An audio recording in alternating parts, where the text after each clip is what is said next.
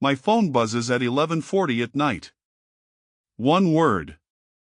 Okay. That's it. No period even needs to be there, my brain adds it anyway, and suddenly I'm sitting up in bed like the room caught fire. I read it again. Okay. 3 letters. And already I'm building a courtroom in my head, and I'm both the lawyer and the guy on trial. Did I say something wrong at dinner? Did the joke about her mom land badly? Did she notice I checked my phone twice while she was talking? My chest gets tight, the kind of tight where you notice your own heartbeat like it's knocking on a door. I tell myself I'm being ridiculous. My chest does not care what I tell myself. I scroll up through the whole conversation, all the way back to good morning, looking for the exact word where things supposedly turned. There's nothing there. Just an ordinary day, ordinary messages, and one short reply that my mind has decided to turn into a crime scene. People who know me would probably be surprised to see me like this. At work I'm the one who stays calm when everything falls apart. Friends call me the reasonable one, the one who never panics. What they don't see is what happens after, when I'm alone. And the calm I performed all day finally cracks open. And every small thing I noticed but didn't react to comes flooding back at once. I've been like this since I can remember. Not the phone part, the phones came later, but the reading everything part. The part where a single word can turn into a whole investigation. When I was 7, I could tell you my father's mood before he said a word. The weight of his footsteps on the stairs. Slow meant fine. Fast and uneven meant get out of the kitchen. I remember standing in the hallway once, maybe 8 years old, just listening. Not to words, there weren't any yet, just to the rhythm of the house. Trying to guess what kind of night it was going to be. My mother taught me without meaning to. A certain silence at dinner meant a fight was coming. I learned to read silence the way other kids learn to read books. There was a specific sound, the sound of a chair scraping back too fast, that still, all these years later, makes something in my stomach drop before I even know why. Nobody sat me down and told me to watch everyone closely, to survive by predicting them. I just learned it, the way you learn to duck when something gets thrown at you enough times. By 10, I was the kid teachers called mature for his age. What they meant was, this kid is exhausted from managing adults, and he's very good at hiding it. I remember a teacher once telling my mother I was so perceptive, so aware of other people's feelings. My mother smiled like it was a compliment. I just remember thinking, if only she knew why. It felt like a gift back then. I could walk into a classroom and know who was upset before they said a single word. Kids brought me their problems, and I always had the right thing to say. What I didn't understand yet was that I wasn't reading people because I was wise. I was reading people because somewhere inside me, missing a signal still felt like danger. By the time I hit my teenage years, I'd gotten so good at it that people called me intuitive, insightful, and old soul. Nobody used the word exhausted, but that's what I was, constantly.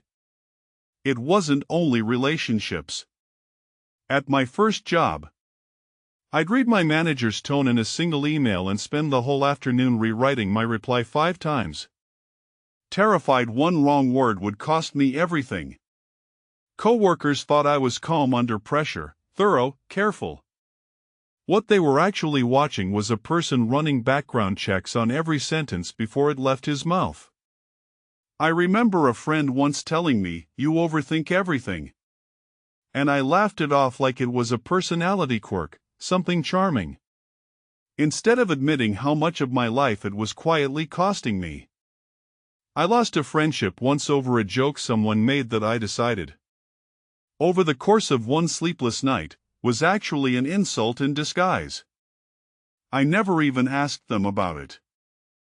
I just slowly pulled away, convinced I already knew the truth. By the time I realized the joke had meant nothing at all, the friendship had already gone cold. And there was no clean way to explain that I'd spent months protecting myself from something that was never even real. My first real relationship was in university, with a girl named Nothing That Matters Here.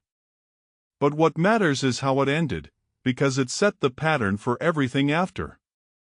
She'd go quiet sometimes, the way people just do, tired after class, thinking about something else, nothing to do with me. And I would spiral for hours trying to figure out what I'd done wrong. I'd ask her, "Are we okay?" so many times that eventually she started answering before I even finished the question, just to make it stop. She never got angry about it, not really. She just got tired. And one day she said something I didn't understand then. She said, "I feel like you're always waiting for me to leave." She was right, and I had no idea how right she was. Because waiting for people to leave was the only version of love I'd ever really learned. After that ended, I told myself I'd just been young. That the next relationship would be different. That I'd finally relax once I found the right person. I did find someone I loved deeply, years later. And for a while, it really did feel different. Until the same pattern found its way back in, quieter this time, but just as relentless. She'd say she needed 5 minutes alone after work, just 5 minutes to decompress. And I would spend those 5 minutes writing her eulogy in my head, convinced it meant something bigger. She used to say, "You're not listening to me, you're interrogating me." I didn't understand what she meant until years later, replaying it the same way I replay everything. There was a night I remember clearly. We were sitting on the couch. And she got a text and smiled at her phone. And I felt something cold move through my chest before I even knew why. I asked who it was. She said her sister. I believed her, and still, some part of my brain kept running the numbers anyway, kept building a case out of nothing. I remember the exact color of the streetlight coming through the window that night, orange. Cutting across her face while she waited for me to say something back. That was the night she finally said, "I can't keep being investigated. I love you, but I can't keep proving my innocence for things I never did." I didn't fight her on it, because some part of me already knew she was right. I just didn't know how to be any other way. I didn't know love without vigilance was even possible. After she left, I spent a long time telling myself it was her fault for not understanding me. For not being patient enough, for not seeing how much I cared. It took me longer than I'd like to admit to understand that caring and controlling can look identical from the inside. And that my version of love had never once felt safe to receive. The truth is, I wasn't trying to control anyone. I was trying to feel safe. And safety, for me, always meant knowing exactly where I stood before the ground could move. But you can't out-analyze another person's heart. You can only exhaust yourself trying, and eventually exhaust them too, because nobody wants to be a puzzle someone's constantly solving. So here I am again, 30 years old, on the edge of a new relationship. Staring at the word okay like it's a verdict. And some part of me is still that kid in the hallway, counting footsteps. I get up. I don't even decide to, my legs just move, like my body knows the ritual before my mind admits it's happening again. I open my messages and start scrolling, and then I stop myself, mid-motion. Phone still in my hand. And for the first time I actually notice what I'm doing instead of just being inside it. I see the 7-year-old in the hallway. I see the 10-year-old reading a teacher's face. I see every version of me that learned love meant staying one step ahead of disaster. And I realize, the message was never the problem. Okay was never a verdict. It was just a word, and I turned it into a mirror, the way I always do. I think about the girl in university, and the woman who finally left. And I understand for the first time that they weren't leaving because I cared too much. They were leaving because I never let them just exist without being studied. I put the phone down. Not because the urge disappears, it doesn't, not that easily. but because for once I choose to sit in the not knowing instead of drowning it in analysis. It's uncomfortable in a way I don't have words for. Like standing in a room with the lights off after years of needing to see every corner. In the morning she asks if everything's alright. She noticed I seemed distant last night. And instead of explaining it away, I tell her the truth. That my mind does this thing, that it's not about her. That it's old and it's mine to work on. I tell her about the hallway. About the footsteps. About every relationship I quietly ruined trying to keep myself safe from a danger that wasn't even in the room anymore. She doesn't fix it. She doesn't have to. She just listens and reaches over. And for a second the noise in my head goes quiet, not because I solved anything, but because I finally said it out loud instead of carrying it alone.